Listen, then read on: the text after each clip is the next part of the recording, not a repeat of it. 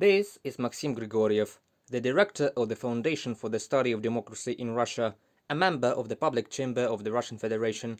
He is one of the main Russian propagandists who has been stubbornly producing and publishing Kremlin narratives for 80 years in order to discredit the armed forces and the security service of Ukraine, as well as the state as a whole. They do it cynically and defiantly at international conferences and websites of international organizations. In particular, the so-called report of the Grigoriev Foundation is still published on the official website of the OSCE. I think the whole Russian propaganda in Western Europe is beginning with RT, Russia Today, in former times, and Sputnik radio is dangerous. And so every material which is wrong and which is not double-proof and which is fake is against Ukraine. And the OSCE had been a very important organization in the past, but it's not so present in the public in Germany, but it's important in politics, and so it's important also to prove materials published by the OSCE like Kateryna did. Maxim Grigoriev is the dream of the Kremlin.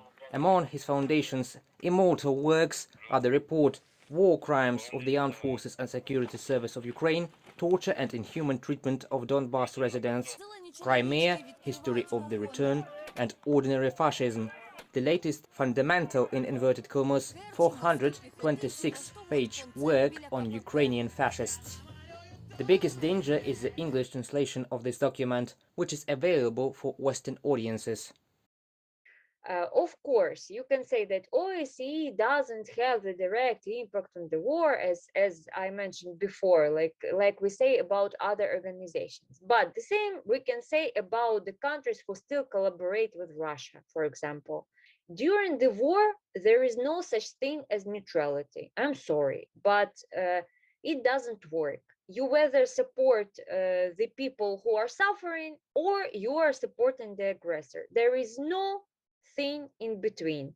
And when OSCE publishes these materials on its website and it doesn't delete it, but this is clearly propagandistic materials, okay, it rings the bell.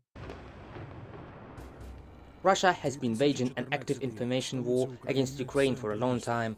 It started long before Euromaidan, but in 2013, when the people of our country defended their right for a European future during the bloody events of the Revolution of Dignity, the propagandists intensified.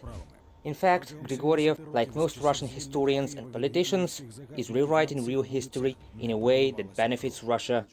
Interestingly, the OSCE has not yet removed the propaganda report from its website, and with the beginning of a full-scale Russian invasion, the organization ceased its activities in Ukraine. All appeals to the OSCE had been ignored by the organization. Ukraine is not the only country Grigoriev is working against. He also discredits the forces of the international coalition in Syria. There was no reaction from international organizations. Such advocacy resources have to be blocked immediately, and organizations such as the Democracy Research Foundation should not be allowed to attend any international conferences or other events. In a world where democracy is the only way to be, propaganda has no place. Reported by Kateryna Sokolova, Pavlo, Shtelmakh.